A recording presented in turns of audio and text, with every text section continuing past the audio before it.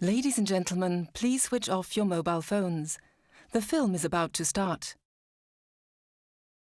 It wouldn't be a bad idea, actually, to switch it off more often.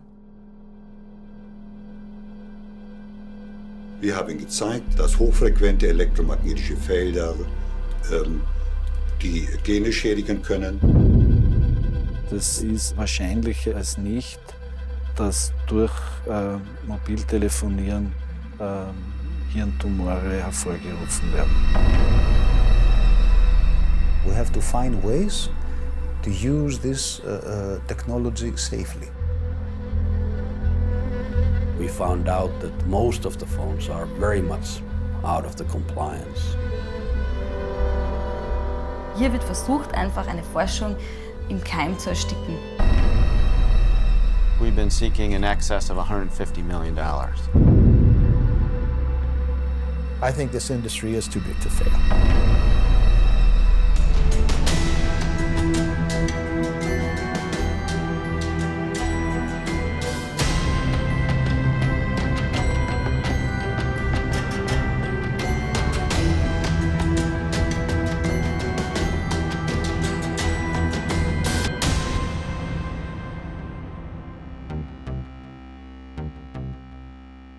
The cell phone industry has developed at incredible speed.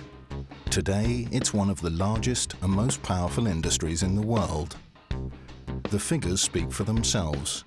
In 1993, just 34 million cell phones were in use. 20 years later, we have more cell phone contracts in the Western world than people, an increase of 6.8 billion until 2013.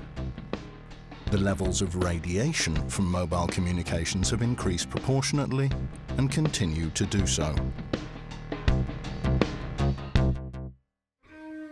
When radiation comes into contact with the human body, it's absorbed by tissue. To protect people from increased radiation, a threshold value was established, SAR, the specific absorption rate. According to the usage manual for mobile phones, keeping this threshold value under 2 watt per kilo guarantees our safety, provided a distance of 1.5 centimeters from the body is maintained.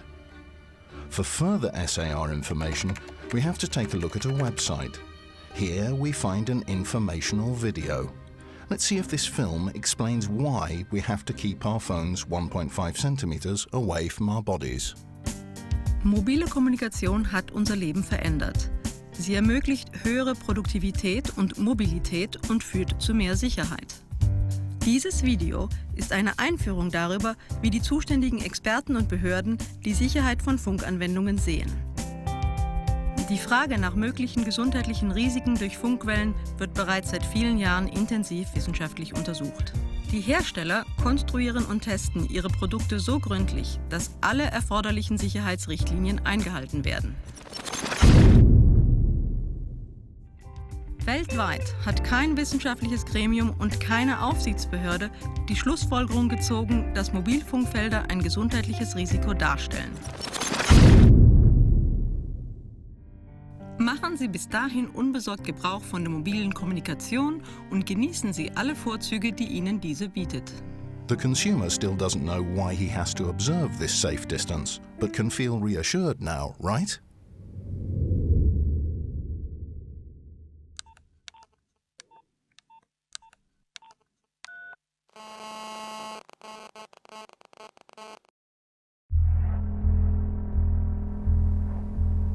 Unfortunately, my own research was rather disturbing.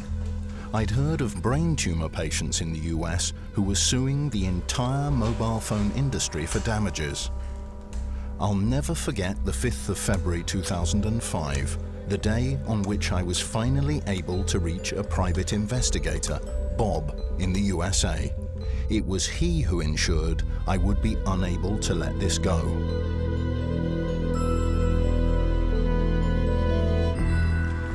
Bob had done research on behalf of a law firm and wanted to share some explosive documents with me. Most of the papers were marked confidential and were registered as evidence. Motorola, the American cell phone pioneer, had apparently fudged their SAR tests in the 90s. The head of the research department had confirmed that all phones were within the American SAR limits of 1.6 watt per kilo. However, the Motorola test report lists values of up to 2.21 watt per kilo. In other words, Motorola had sold illegal products on the market. But that wasn't all. Motorola had probably known about the risks of increased radiation, so they'd submitted a patent application for an antenna shroud. Their main competitor at that time, Nokia, followed suit, registering and patenting a complete radiation shielding apparatus for mobile phones. The patent application includes this explanation. It has been suggested that radio frequency irradiation may stimulate extra growth among supportive cells in the nervous system, which, in the worst case, it's been suggested could lead to a development of malignant tumors, e.g. glioma from supportive cells. The patent application also states that, although the consequences described above have not been scientifically verified, the uncertainty has some effects, e.g. by reducing the speed of growth of the market of radio phones. Bob promised me further documents, and we arranged a meeting in Baltimore.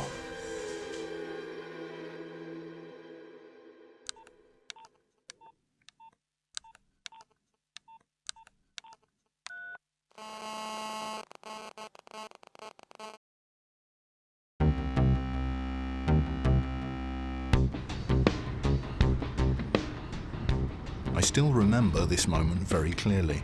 I was very nervous as I neared the meeting with Bob in Baltimore. But at the same time, I felt sure I was on the track of an exclusive story. Incidentally, I've never been an opponent of mobile phones. I would even say that in the eyes of the industry, I was an exemplary frequent user. The Harbour Court Hotel, where I met Bob in February 2005, a large box which seemed deserted then. Bob wanted to remain absolutely anonymous. He was frightened. He told me that the opponent was unpredictable.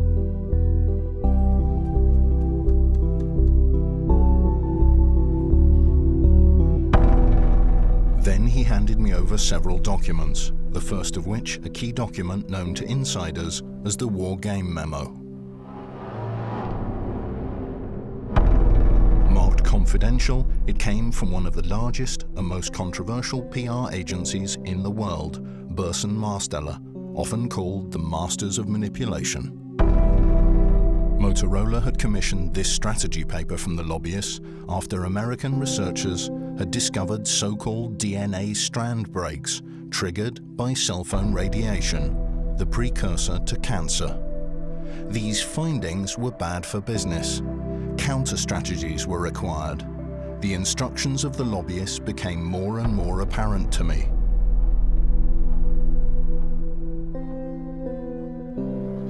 To undermine research which identifies problems. To discredit scientists as incompetent. All studies have to be reproduced. Only finance and control own research. Contest any allegation of health risk. As we'll see, this wargame strategy still works today. Problems discovered by research are downplayed, and consumers are reassured through the media. There is no problem with mobile phones.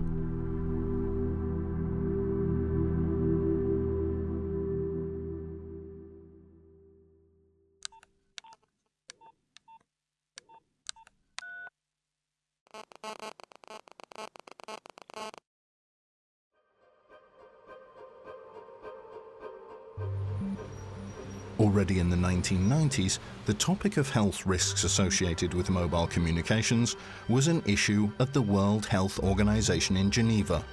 The powerful United Nations organization adheres to a very noble statute. Health is a fundamental human right. Everyone has the right to the highest possible level of health.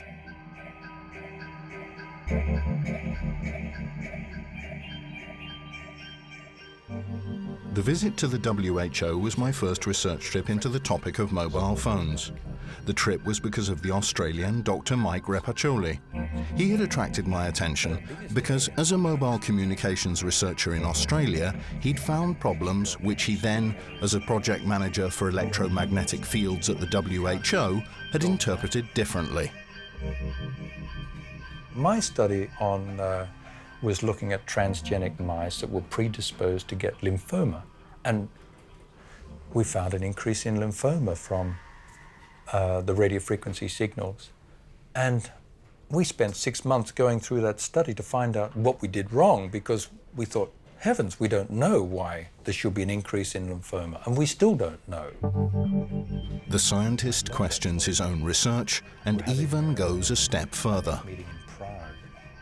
No one is immune from something going wrong within a study, or a study producing results that are totally unexpected. So this is why WHO has a rule that before something can be used in a health risk assessment, that we have to replicate that study. There it was again, the magic word. Have to replicate that study. Later, having seen the Wargame memo, I was better able to understand Dr. Repacholi's statements. The instructions of the industry lobby were apparent in his questioning of his own research. Next logical step, an all-clear signal. Mobile phone users just want to know, is it safe to use a mobile phone? And we say, from all the evidence we have, and we've accumulated a large number of studies now, because of this research that's been ongoing, we have not found any evidence to suggest that these phones are not safe.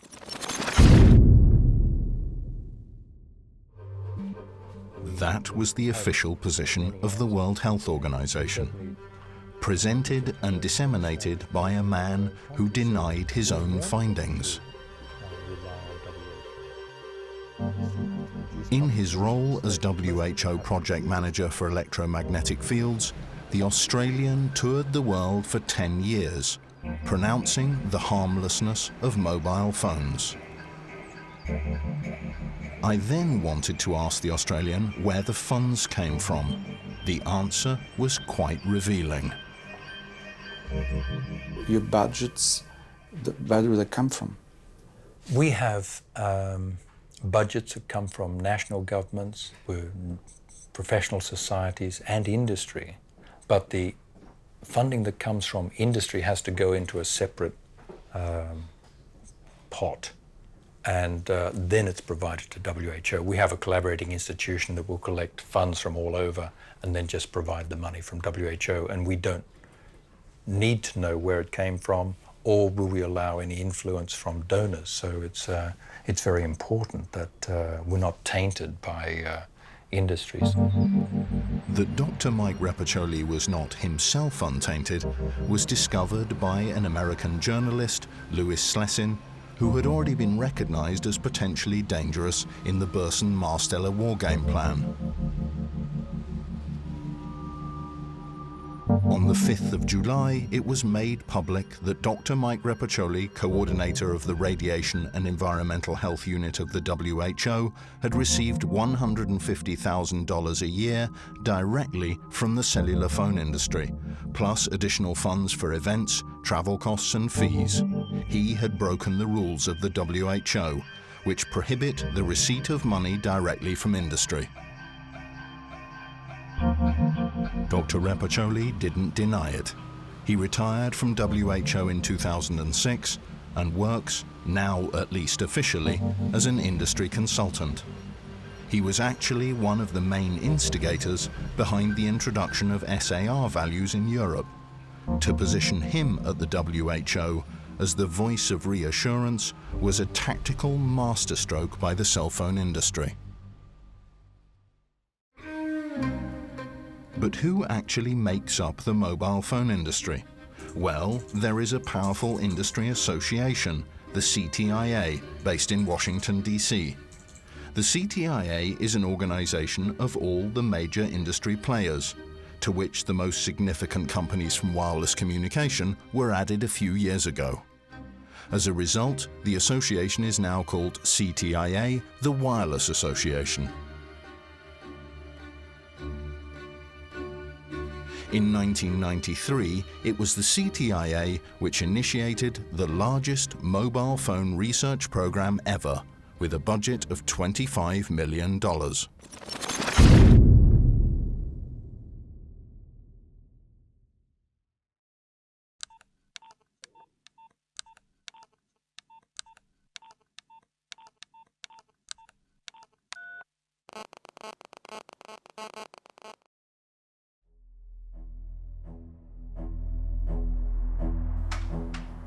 In the summer of 2005, I was introduced to the man who the CTIA selected for the research assignment.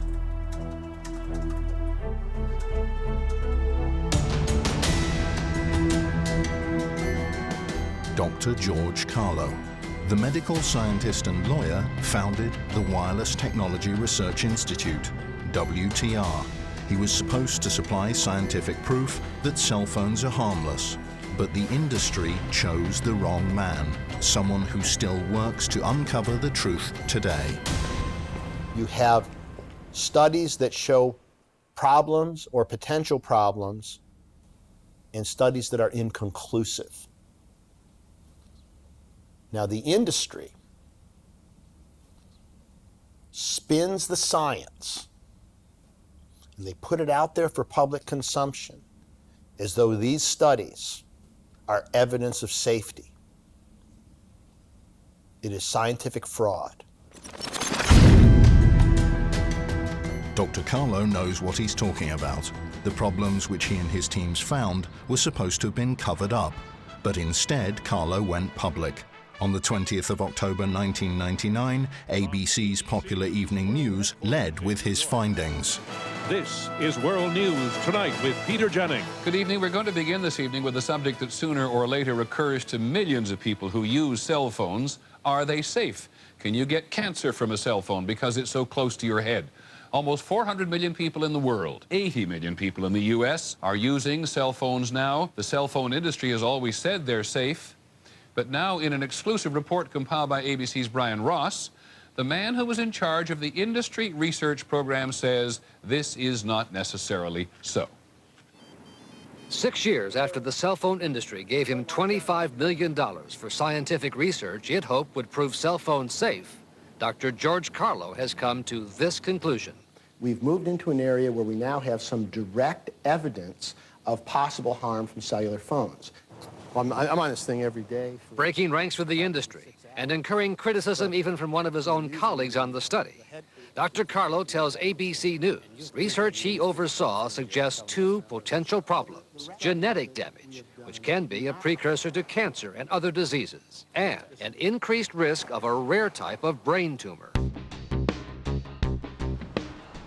Going public was always going to bear a price. George Carlo could roughly guess what would happen if he started a fight with the giant, but not really. When those first findings came through, I was first concerned about, okay, this is not good for consumers. There are a couple 100 million people out there using these things, and this does not look good. But I would be remiss if I didn't tell you that I also became concerned about myself, because I knew that going public and sort of standing behind the science that we had conducted, and this was very, very good science, was going to change the way I was perceived in public. I knew it was going to end my research career, and it did.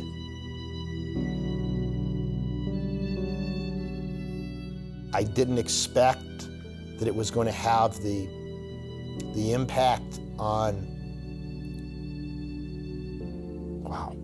the impact on my family.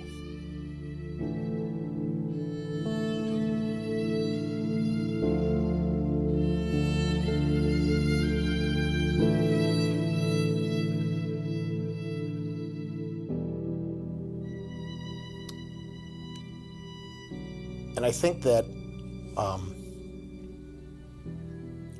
life has been very different because of it. But there's nothing I would do differently.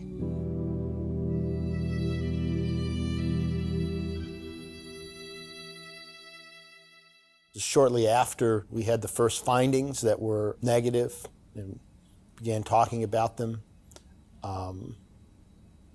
my house out on the Chesapeake Bay was set on fire, burned to the ground. The authorities concluded that it was arson. Never been able to solve who did it.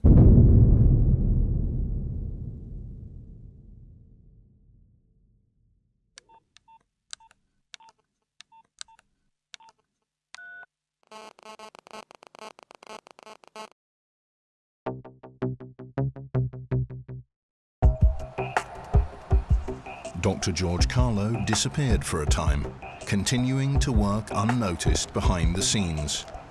In the summer of 2005, he took me to meet his new employers, the prestigious law firm Morgenroth & Morgenroth.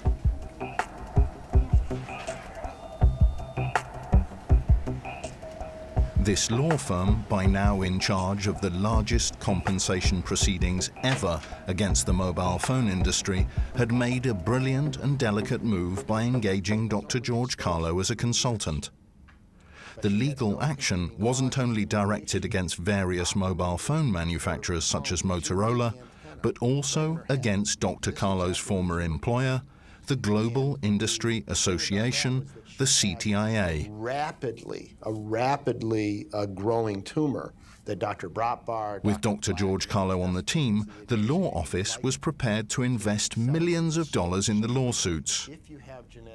In the American legal system, the plaintiffs' lawyers are expected to invest their own money in a case. I know the European system also is where the loser pays all the fees as well. We don't have that system ordinarily here. So you have to be well funded, and you have to be able to, shall we say, prosecute your case to its finality. And you have to know you'll be able to do it before you take the case, because the defense has to know you can do it.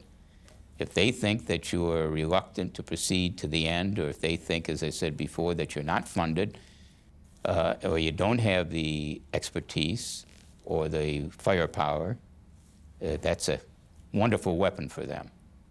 So you have to understand that you're not going to be able to persevere unless you have those weapons. With the consultant Dr. Carlo as a secret weapon, the law office invested in 6 brain tumor cases, 6 Americans who traced back their cancer back to their frequent use of mobile phones. The first claim, filed in 2001, generated a high level of media interest. The latest controversy involving cell phones and brain cancer is unfolding here in Chicago. It centers around the story of a cell phone technician who spent the better part of a decade working with dozens of cell phones for hours a day. And now he is alleging it is the tools of his trade that caused his brain cancer. You are looking at an X-ray of the brain of Michael Murray. The white mass to the right is the cancerous tumor he had removed. Murray was a cellular technician for Motorola. Is there any doubt in your mind that your work with cell phones caused your brain tumor? I have no doubt of is the use of the cellular phone at work, because I would put it to my left ear. To compound matters, Michael Murray often tested the cell phones at peak signal strength with a signal booster for hours at a time. That would put the phone at maximum power. That would be the highest power level. And like the others, Michael Murray believes the cellular phone industry has placed profits ahead of its public responsibilities. I feel they know. They have to.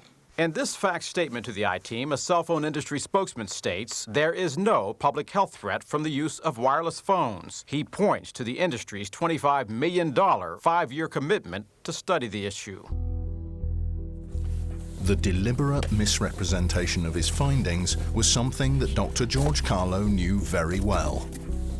In many cases, what was presented by the WTR in terms of findings and significance was represented differently by the industry, where we would have a press conference. The industry then got to the point where they would schedule a press conference to compete with our press conference. So they would tell the media, this is what they said, but this is what they really meant. The lawyers interpret these connections as deliberate misrepresentation. Deliberate misrepresentation is therefore an essential point for the prosecution.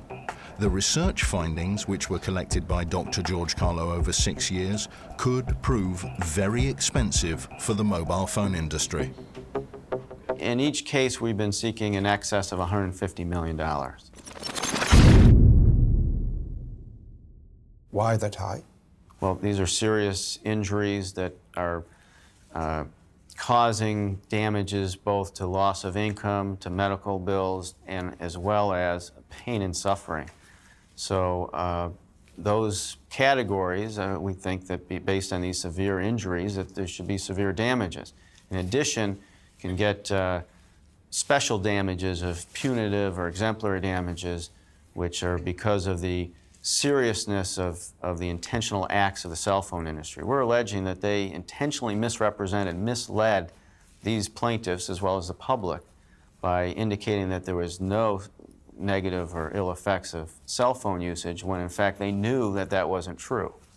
So we are also seeking these special damages because of the seriousness of their intentional tortious acts. A Hollywood actor by the name of Dino Schofield is also among the clients of Morgenroth & Morgenroth, a law firm with the reputation for representing David in his fight against Goliath. Dino had to give up his promising career after surgery to remove a brain tumor the size of a baseball. Schofield survived the operation, but remains at mortal risk. Dino Schofield, too, was a frequent user. The tumor developed on the side of his head where he held his mobile. I am right-handed. I always had the cell phone on my right-hand side. I've been a cell phone user since they came out with the old shoebox. If his lawyers can prove that the radiation from his mobile phone led to Dino's cancer, this could cause an avalanche of lawsuits. One single $150 million victory for the plaintiffs could bankrupt an entire industry. In our work, now it's still David against Goliath, but these lawyers wouldn't litigate such a long, expensive and complex cause against such a powerful industry if they weren't in possession of clear evidence. In George Carlo's Wireless Technology Research Institute, everything was neatly recorded and documented.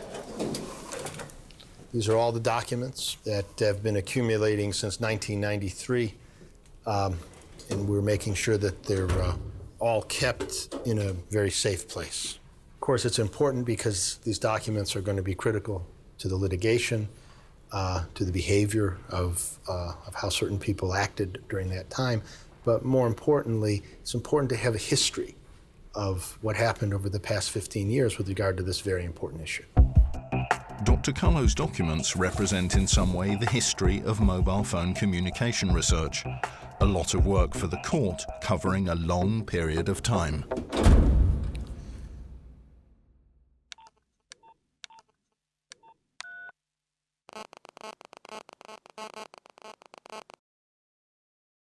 A piece of video documentation from the past, Rome, November 1995. Dr. Carlo had invited experts to the first International Mobile Communications Congress of his WTR.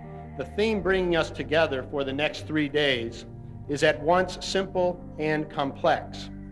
I believe that we all share a common interest in identifying public health problems associated with wireless communication technology and in prescribing and implementing workable solutions to those problems. Identify problems, develop solutions. Already in 1995, Dr. Carlo saw his research assignment pragmatically. But it became more and more clear that the industry was not interested in solving the problems identified. Problems, some of which were outlined by Professor Om Gandhi in Rome back in 1995. For the first time, he used computer tomography to display the depth of the cell phone radiation penetration. The younger the child, the more deeply cell phone radiation penetrates the skull. Children have a softer pinna, a thinner scalp, and a thinner skull bone, absorbing significantly more radiation. The SAR limit does not take this into account, which is why researchers were already worried about young mobile phone users back then. In some countries, this sensitive issue concerning children is receiving more attention.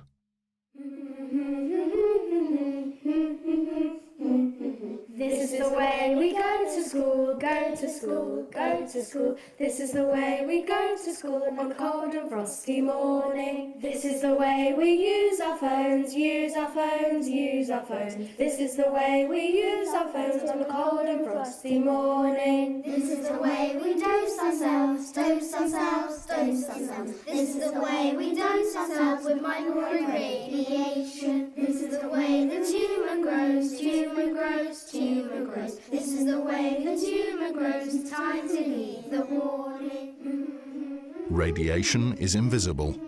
Only the success of the industry is visible.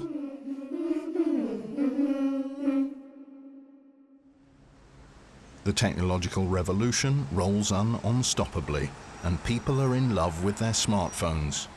Julia, a 20-year-old student from Vienna, is a typical, constant, all-round user of today's world. She's had a mobile since she was 8, and over time her usage has increased with the arrival of the modern mobile, the smartphone. As an early adopter of this technology, she operates her mobile with amazing dexterity. However, the young people of today must be careful that their mobiles don't end up controlling them.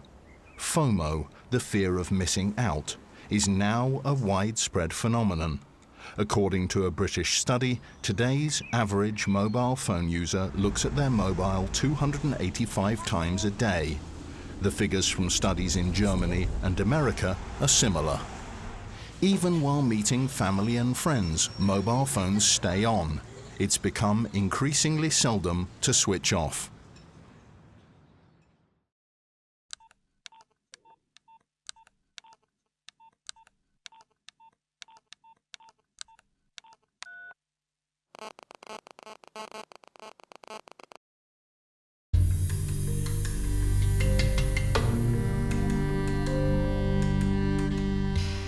It took 8 long years for the legal dispute at the civil chamber in Washington, D.C., the D.C. Superior Court, finally to result in further development.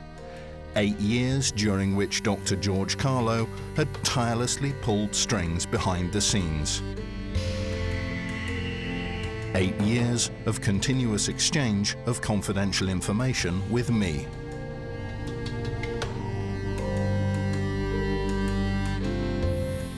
8 years during which the largest, most expensive law firms in the United States tried in vain to hinder the brain tumor litigation in the United States.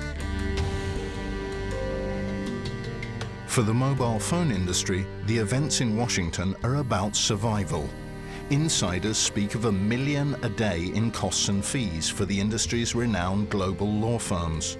During that time, over 100 top lawyers have tried to present new so-called proof of the harmlessness of mobile phone use. It is the most significant compensation litigation of all time, comparable with the lawsuits against the tobacco industry, only larger. Not everybody smokes, but everybody has a mobile phone.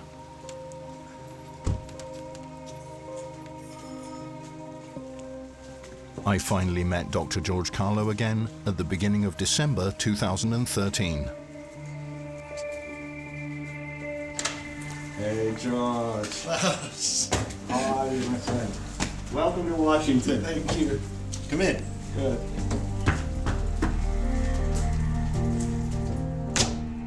So, George, now 8 years after our first interview in Washington, D.C., and unbelievable evolution of a technology that now has reached like 6 billion people around the world. At this time, we were talking about 1.4 billion people.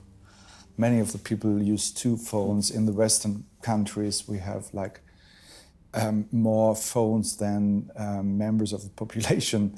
It's incredible, and maybe they already won. The industry won.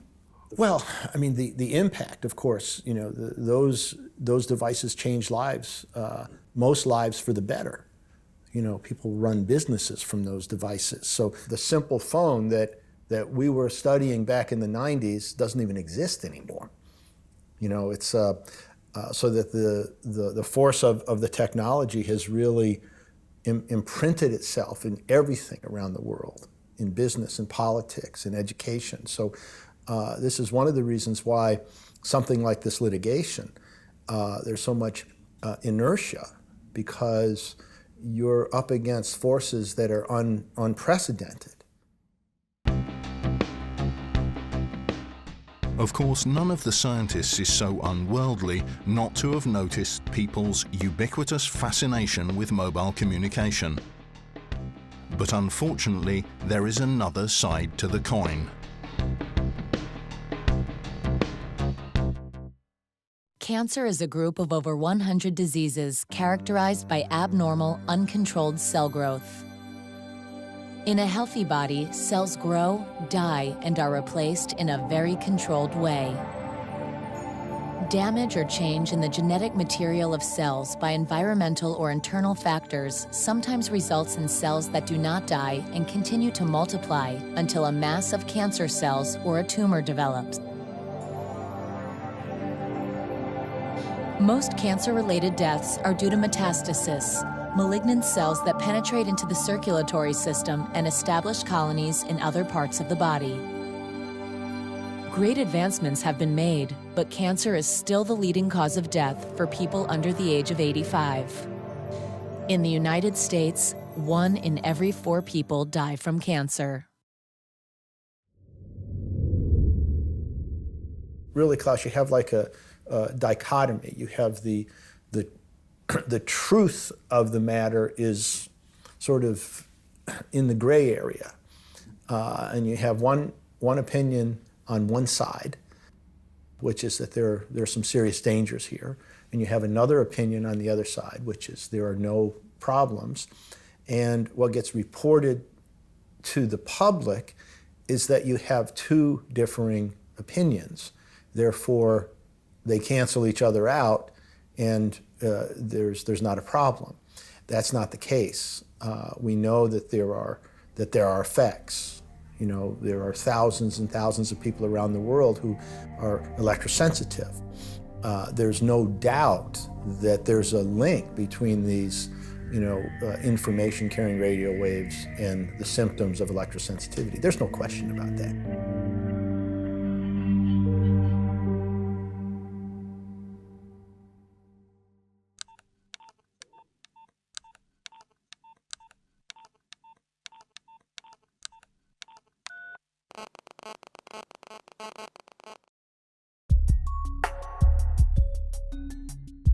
To eliminate all doubts in court, Dr. George Carlo had begun to assemble a team of experts early on, which is how he met the German senior coordinator of the so-called reflex study for the first time. Professor Adelkoffer.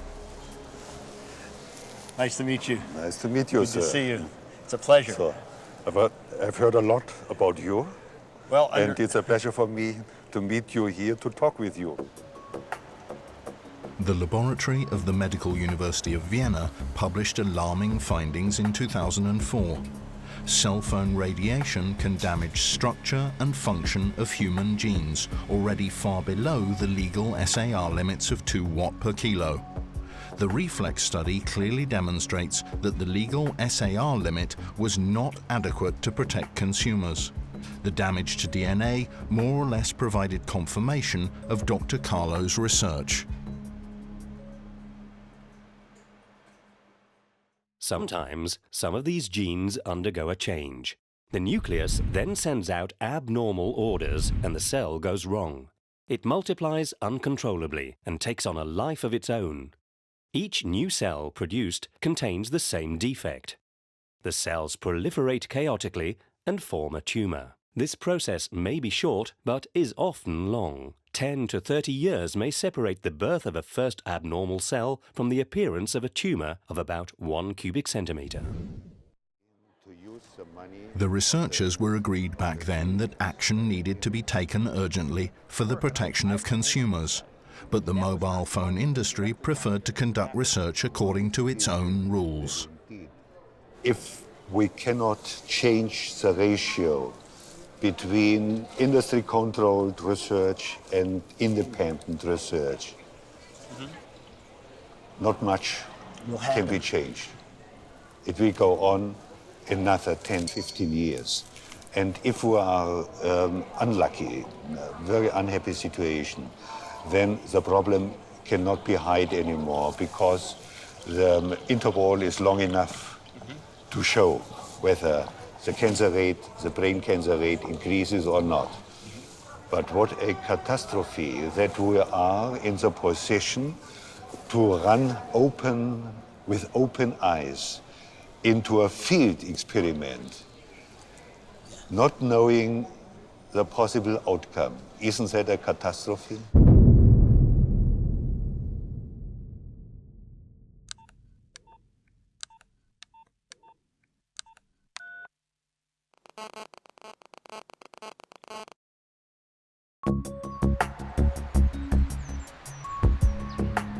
In the same year, Professor Adelkorfer brought me to Vienna to introduce me to his fellow researcher, the occupational physician, Dr. Hugo Rudiger.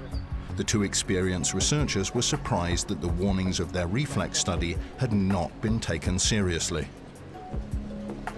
Wir haben gezeigt, aufgrund der Reflexdaten, dass hochfrequente elektromagnetische Felder die Gene schädigen können. Wir können nicht mehr sicher sein, dass nicht doch eben Schäden auftreten, die zu einer Gefährdung der Gesundheit der Handybenutzer führen. Wir können gegenwärtig nicht ausschließen, ob nicht in 15, 20 Jahren die Häufigkeit von Hirntumoren deutlich ansteigt.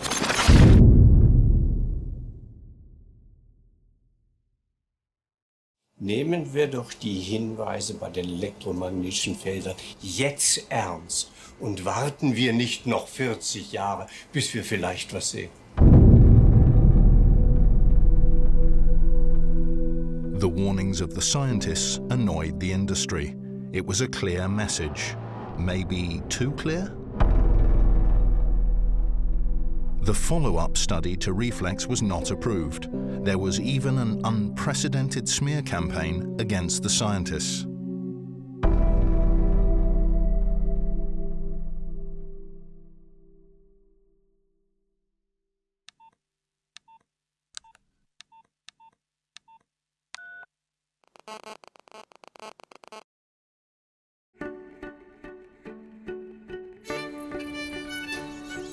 The Austrian capital suddenly plays a special role in the worldwide relevant mobile phone communications trials. Behind the scenes of this beautiful city, there are several ticking time bombs. First, there was the so-called Viennese scandal. In 2008, the German news magazine Der Spiegel devoted 2 articles to an alleged forgery scandal. The reflex study and Professor Rudiger's name were dragged through the dirt. He was alleged to have had an affair with his lab assistant, who then manipulated the data out of love for the professor. A fictional story, but only one journalist uncovered this character assassination, Tina Goebel from the Vienna-based news magazine Profil. She exposed this smear campaign, which had nothing to do with science. Das ist ein Wahnsinn, finde ich, dass da Leute mit wirklich schweren Vorwürfen konfrontiert werden. Und also man sieht, dass dieses Thema Mobilfunk, es bleibt nicht bei der Wissenschaft und da wird nicht mehr sachlich diskutiert, sondern da wird wirklich, das geht sehr schnell ins Persönliche, da werden sehr schnell Geschütze aufgefahren. Da wird sehr schnell versucht, einfach auch das Privatleben von Wissenschaftlern zu zerstören.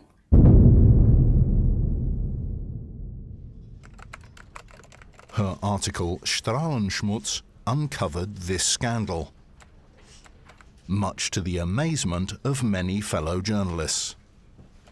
Das fand ich auch interessant, dass auch international andere Journalistenkollegen das sehr verwundert waren, dass ich überhaupt so einen Artikel, so einen kritischen schreiben kann. Critical journalism seems to exist still in Vienna. Tina Goebel was able to work her way into this difficult subject and investigate thoroughly. Die Forscher, mit denen ich gesprochen habe, die finde ich deswegen wirklich seriös, weil sie sind sehr kritisch und das sind keine Menschen, die jetzt hergehen und sagen würden, okay, die Handys bringen uns alle in 10 Jahren um. Was nicht sein kann, ist, dass man Forschung stört, aus Angst, dass das Ergebnis einem dann schaden könnte. Ja? Also hier wird versucht, einfach eine Forschung im Keim zu ersticken. Das finde ich wirklich schwer bedenklich.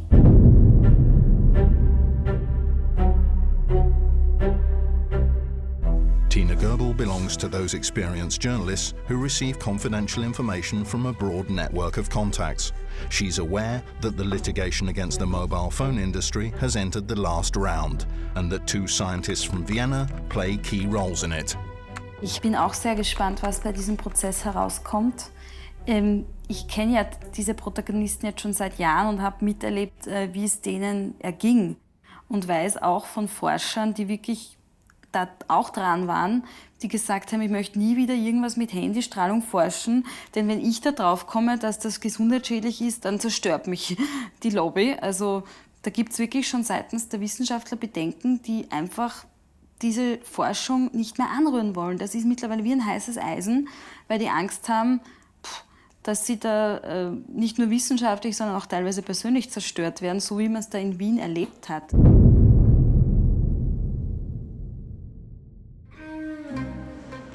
One of the Viennese scientists who still suffers as a result of the alleged forgery scandal is Professor Wilhelm Moskuller.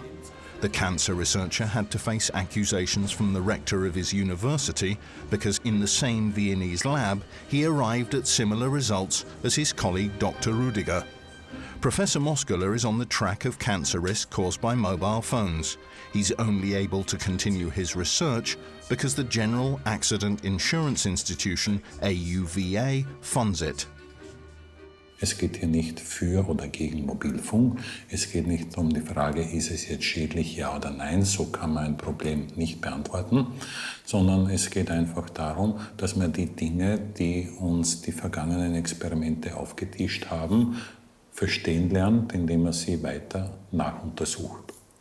Und da sind wir in Österreich sicher schon in einer besonderen Situation, weil ich ja weltweit registriere, dass die systematische Mobilfunkforschung abgedreht wird. Und wir haben hier quasi die besondere Situation, dass es hier noch weitergeht. Professor Moskuller is only able to handle the hot iron of cancer and mobile phone communications because the AUVA continues to fund his research. His expertise is also required in the court in Washington. Es gibt so viele Mechanismen, die zu Krebs führen, wie es Krebsvarianten gibt. Was aber wir sehen, sind DNA-Brüche. Und wir wissen, dass DNA-Brüche ein Risiko für die Zelle darstellen. Was uns noch fehlt, um den endgültigen Beweis zu haben, ist der Nachweis, dass spezifische Gene davon betroffen werden, sogenannte Onkogene oder Krebsschutzgene. Wenn man sich den Mechanismus ansieht, nämlich dass DNA wahllos in Brüche gerät, ist es eine Frage der Zeit, bis auch solche Gene davon betroffen sind.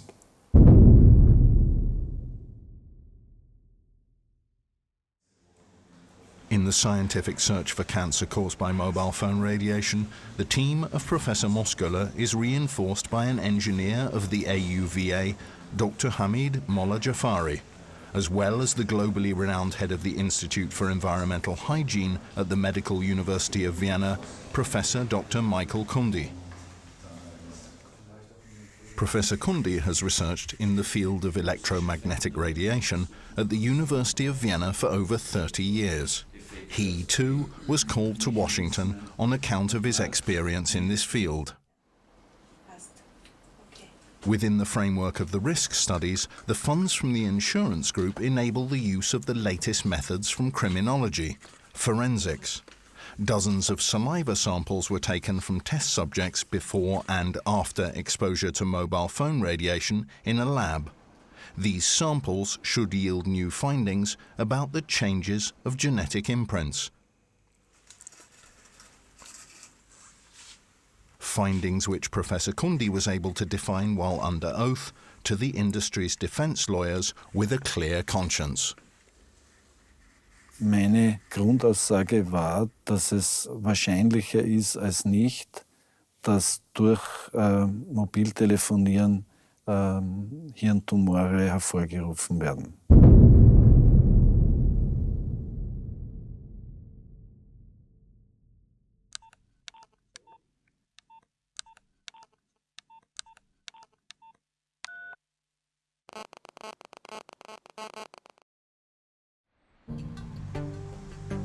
The next trip was to meet another experienced scientist who will also testify in Washington. He conducts research at the Cancer Institute in Bratislava, the capital of Slovakia, with similar results as the Viennese team.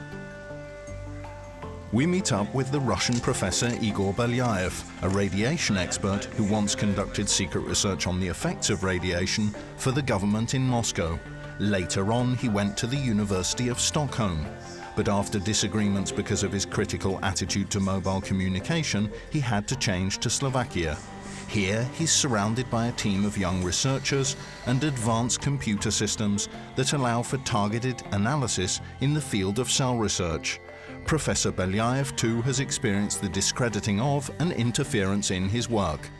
And do you think you can find safe? Yes, but I think that it's a matter of huge state or multinational programs. It's not anymore a question of some specific or selected scientific teams. Because we know already too much. If you don't close our eyes just to reject information which we got already from different studies, we know already a lot to know that those effects exist, first of all. They are harmful in some cases, but in some specific conditions of exposure they are harmful. Okay. And the question is, what are the mechanisms, what are the consequences, and how to avoid this? And that should be solved in huge programs like state programs or multinational programs. And that was what I'm talking to you now. That was written by me in a letter to the Swedish government in 2005, and after that later it's not already for filming.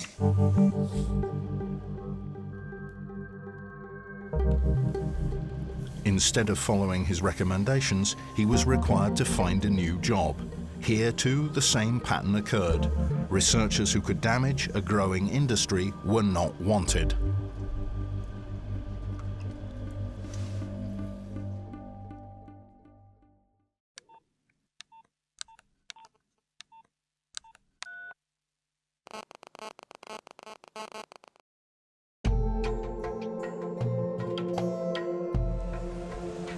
On my next trip, I'm going to meet another highly qualified scientist who will also testify as expert for the plaintiffs.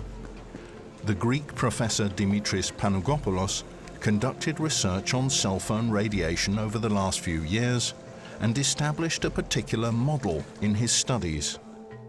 Due to the fact that the cell structure of a fruit fly is identical to that of a human, it's perfect for research.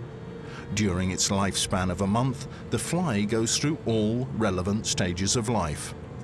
It matures, it reproduces, and it dies. Helpfully, all within the convenient time frame of 4 weeks. Professor Panagopoulos uses the fruit fly in his research and has found genetically relevant cell change.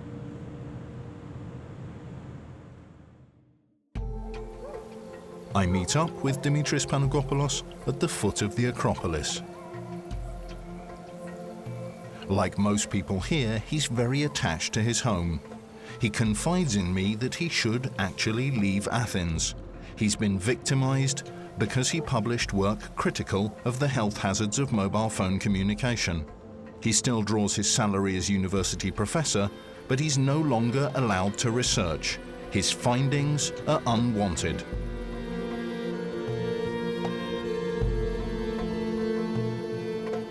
In a recent scientific paper, Dimitris Panagopoulos, together with George Carlo and the Swedish professor Olle Johansson, had pointed out the absurdity of the SAR value designated as safety guideline by the industry. Well, they've based the safety standards on the idea that the only effects are thermal effects. So they have set very high values to prevent the thermal effects, but the vast majority of the effects are non-thermal and they take place at much smaller intensities.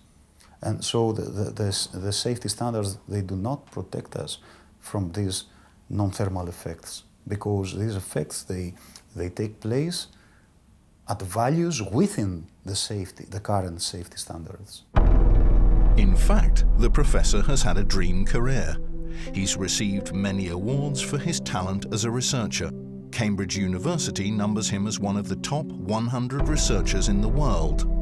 Although his findings in the field of cell biology are groundbreaking, his expertise is not wanted. We can clearly observe cell death, and also the finding that we have DNA damage and cell death during all developmental stages of early and mid-oogenesis. This was also a new finding. It's increasingly clear to me that science is aware of the problem and is willing to cooperate.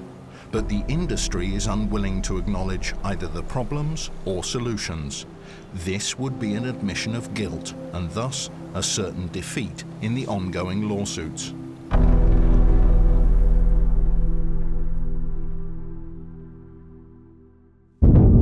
In the background, a war of nerves is raging.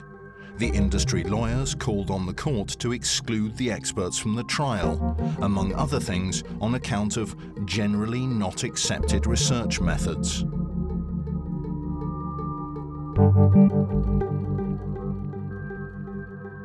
In Professor Moskula's case, they cited the Viennese scandal as an argument against him being called as an expert, despite the fact that 2 ethics committees had rejected the forgery allegations. However, all requests from the industry lawyers were overruled by the court in Washington. The team of experts could therefore prepare in peace for their summons in December of 2013.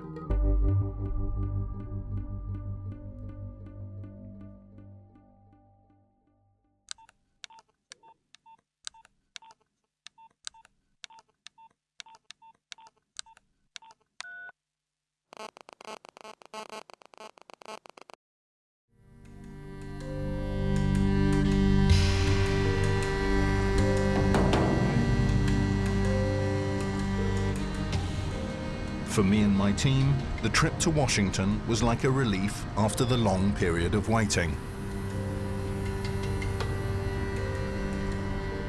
The Venerable Frederick Weisberg, judge at the DC Superior Court, irrevocably disposed that the scientific hearing should take place in the first 3 weeks of December. He wanted to give the experts enough time to present their position under oath.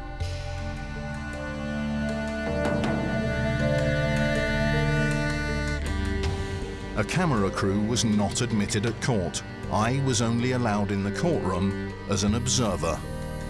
3 further law firms with 7 brain tumor cases had joined the plaintiffs. Class actions with thousands of victims are in preparation. The first expert who was questioned over 2 days in Washington was Professor Michael Kunde. He wanted to give us an interview after his final session, but was then advised by his lawyers not to do so.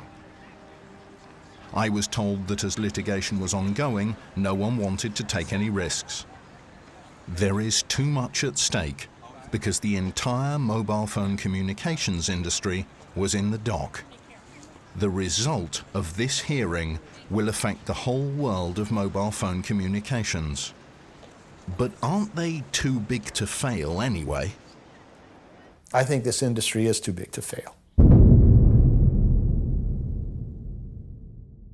You know, it isn't only the influence of the money of the industry or the financial power of the industry. It's what the technology has done to make people's lives better. I think that's a big deal. When you talk to people about their smartphone or their iPhone being dangerous, they're so dependent on those that they put up a shield. So it not only is the industry that is fighting the idea, it's also the individual users.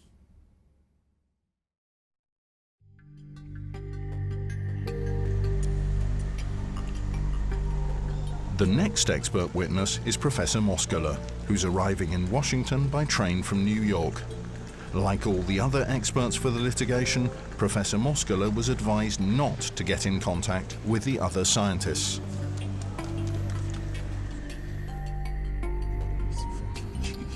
Theoretically, he could have read the testimony of his Viennese colleague, Professor Kunde. Hatten Sie Gelegenheit, das mal zu lesen, was da jetzt protokolliert wurde von den 2 Tagen? Nein, ich hab's am Schirm kurz gesehen.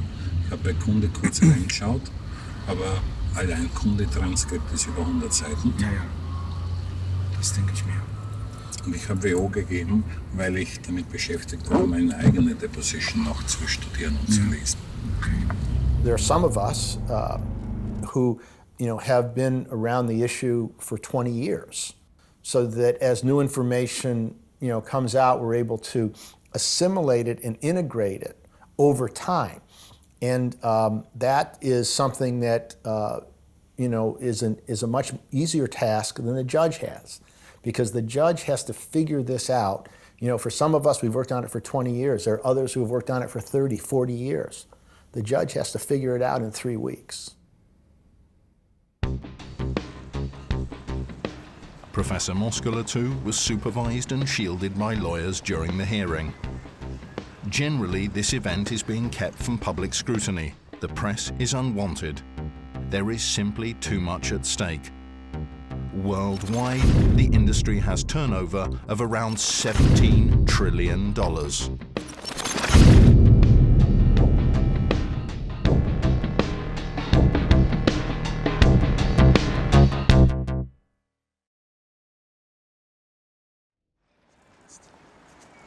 For our documentary, we invited some of the experts to a special hearing, one with the insider, Dr. George Carlo. Nice to meet you. Nice to meet you. Yeah, let's figure that Klaus would take me to a place where I'm surrounded only by Germans, including right there. The rate of brain cancer has not increased now. If you believe the majority of the data, if you ask me, it's no point of making an epidemiological study right now, because if we talk about brain cancer, we expect it in 20 years from now or 30 years from now. No one really knows the latency time from exposure to brain cancer, but I can smoke heavily today and will not have a brain cancer tomorrow or not the next year. So being a heavy smoker, the latency time that applies to you is 30 years. 40 years. There is no point in making the argument we don't see the brain cancers rise. This is exactly what's so interesting about the question, or dangerous about the question. We see that the exposure now increases the risk for brain cancer by damaging the DNA in your brain. So the precautionary principle would be, do not expose your brain.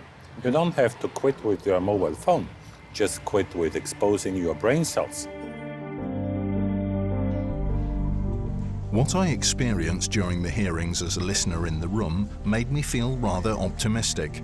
The judge is a veteran who won't be dazzled by the assembled powers of the industry's approximately 40 law firms. The war game memo is brought up in the courtroom. The steps outlined in the war game memo correspond with what happened to the experts present.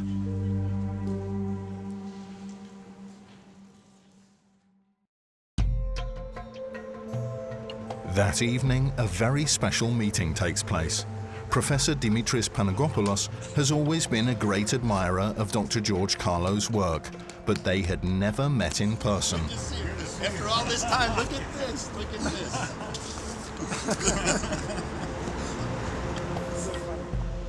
Apart from the hearing, there was another first to come for the two scientists.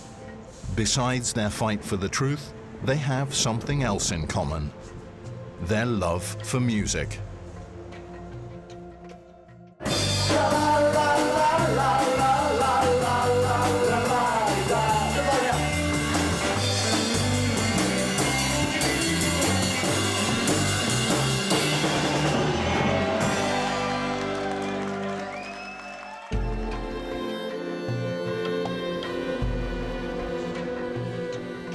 The next day, I met Dimitris in his hotel again after his first hearing.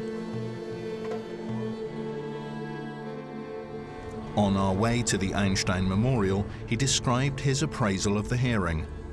The judge was very surprised that the scientists had been discredited for their findings rather than encouraged. What they did to me, they were paying me to stay home, and when I started publishing again, then they attacked me. So I told Musgeller that if you have, some publications together, they will attack you. Take care. And Belyaev is the same. Belyaev in Stockholm. He was in Stockholm and he had to leave and go, in Slovakia. The concerns of the researchers had long become a highly volatile political topic, made difficult to address by the economic might of the mobile phone industry. Nevertheless, for George Carlo, the central issue remained the protection of consumers. What do we need more to be able to protect the public?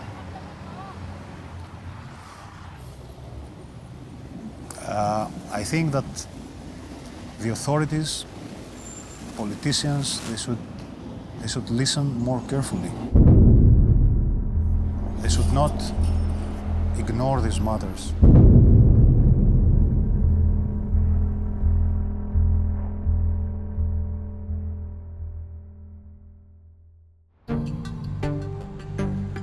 Now, in Washington, the center of power, we have come full circle.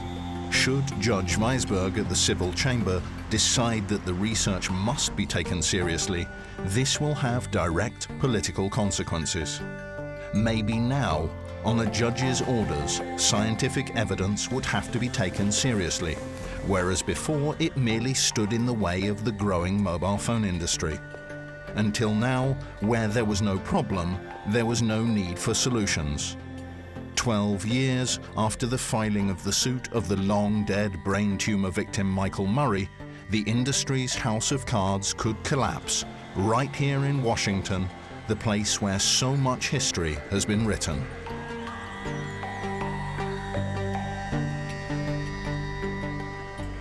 At this level of our government, it's really about the influence of vested groups. And that's where the lobbyists come into play, the power of the industry money. And those people who are potentially harmed by cell phones and other wireless technology they're not a constituency that's large enough to have any political power.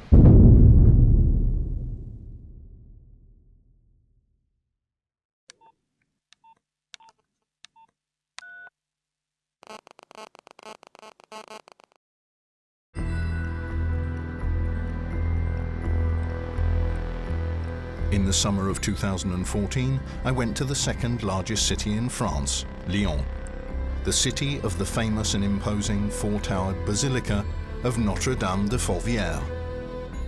Another tower has been added, symbolizing the power of modern communication.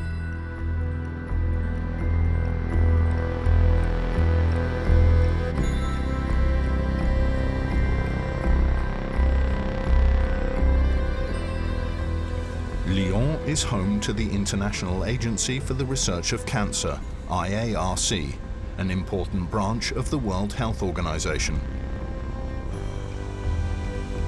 The principal task of IARC is the examination, evaluation and interpretation of worldwide cancer research, which is why the mobile communication topic ultimately reached Lyon.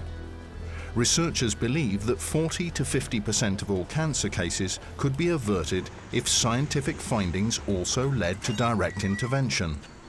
The findings from smoking are now crystal clear. Still, IARC did categorize mobile telephone use as possibly carcinogenic in 2011 in the so-called 2B category.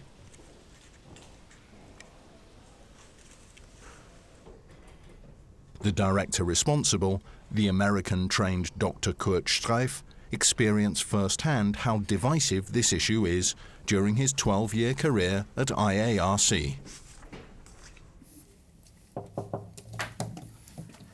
Hola, Dr. Streif, nice to meet you. Nice meeting you. Thank you for spending some time. Please take a seat. Thank you so much. Well, as you know, we have a very difficult issue, but a very sexy one as well. I can imagine that since 2011, you've had a lot of media contact. Yes, indeed. This is a theme and a topic that is still very creating a lot of interest and a lot of heat. Yeah. Do you see any change ever since you made the declaration of 2B? There are certainly changes in so far that some national agencies, including here in France, for example, recommend to reduce the exposure, for example, in using hand-free kits. However, while the exposure levels go down, the usage is kind of exploding. There is often the citation that it's the heavy users that showed an increased risk of particularly that one type of brain cancer, glioma, and that was the highest 10% of the regular users. At that time of the interphone study, making several assumptions, but on average one could say that was about a daily use of about 30 minutes. Now a daily use of about 30 minutes by today's means would be not considered the highest 10%, it's probably more the lowest 10% of the regular user. The findings from Lyon, which classified the cell phone radiation as possibly carcinogenic, were also presented in Washington. But what does possibly carcinogenic even mean? At least a scientific risk had been officially evaluated and acknowledged for the first time. Ultimately, this is about consumer protection, or rather, consumer self-protection. How about this? We all support science with €1 per month. That is one creative idea, and we know of all these other kind of additional surtaxes. If you buy a printer or if you buy a computer, you have to pay extra for use of media, replication of media. So perhaps that is one way, but one could of course also ask the governments to use tax money for research, or to ask the stakeholders, in that case the industry, to show that their products are safe.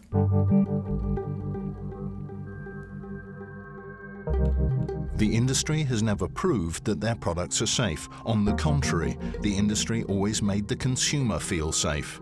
There is hope that this will finally change through the litigation at the Washington, D.C. Superior Court.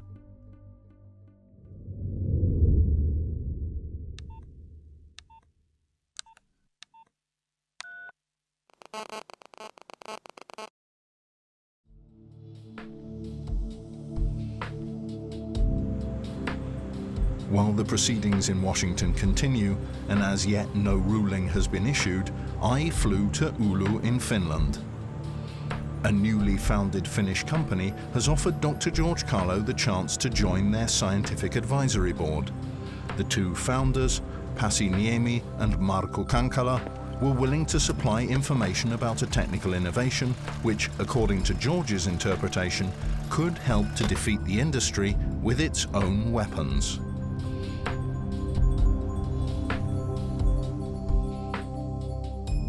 Oulu is considered as the information technology centre of Finland. It was home to the research institute of Nokia, the former world leader in cell phone manufacturing. Who doesn't remember the models from the heydays of success? But Nokia missed the development of smartphones and as a result sold its mobile phone division to Microsoft in 2014. The engineers had used existing expertise in Oulu. They wanted to reduce the radiation emitted by smartphones and so developed the first SAR software, which is able to measure the SAR values constantly. This testing procedure brought to light the fact that our mobile phones only comply with the threshold safety values in the lab.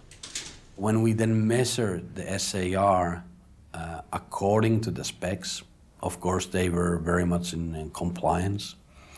But when we were measuring the SAR against the real use case scenario, we found out that most of the phones are very much out of the compliance. Even the phones that are clearly in compliance, when measured against the standard, can be 5 times higher than the SAR limits. That was a big shock for us.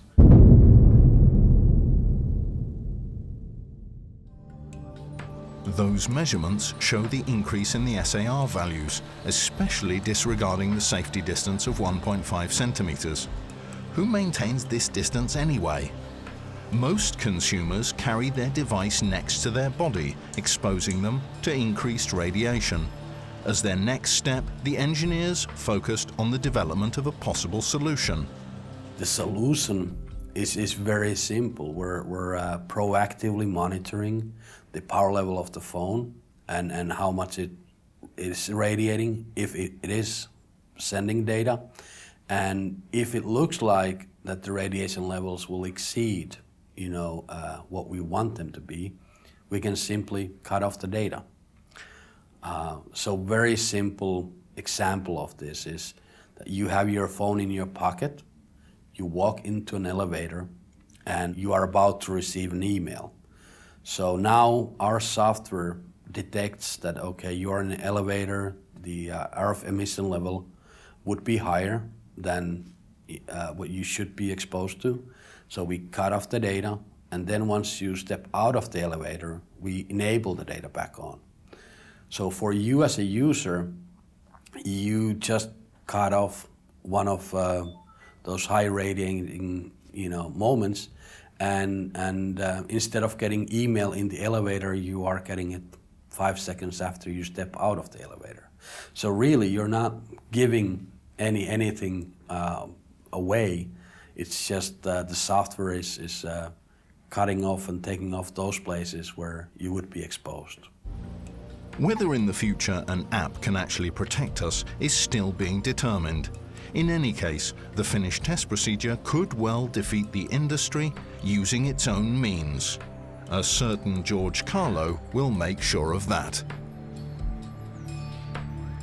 We need people like George Carlo to advise us and say that, okay, you should not be focusing on that because it's irrelevant. So we've been very pleased to work with him on this, and yeah, we have been consulting with him a lot on these things, and it's very interesting journey.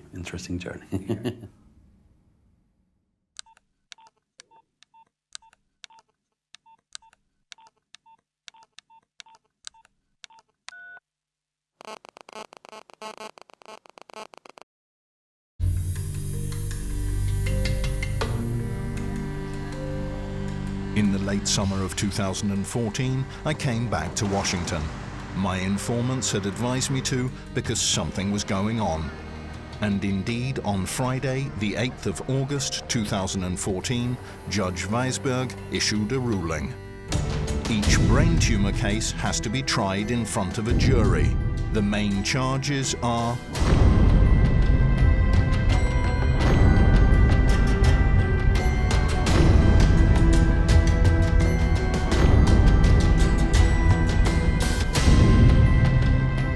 a breakthrough after 20 years, which is how long this went on for George Carlo and his colleagues, from the first warnings of science to the confirmation before a court. Tragically, people had to suffer and die before anything changed. For me, the resolute researchers are heroes who didn't give in. With his ruling, the judge officially acknowledged their work and clears the way for a safer future for consumers. Let's read a quote. I mean, it says, even though the financial and social cost of restricting such devices would be significant, those costs pale in comparison to the cost in human lives from doing nothing, only to discover 30 or 40 years from now that the early signs were pointing in the right direction. There is a new chance to change the law. Well, of course, because in our system, litigation, the results of litigation makes new law. What the judge has decided here in this order is new law. Wow. So new law is being made at every turn. We're very fortunate that what the judge is doing is making new law that makes sense. Because a lot of times when the judicial system legislates, we have mistakes. But in this particular case, because the legislative system has not taken this issue up, because the administrative or executive system has failed to protect the public, now we have a situation where this litigation and this type of judicial proceeding is necessary to protect the common good. A courageous judge has set the course for the man who was selected by the industry some 20 years ago to reassure consumers and can now finish his job.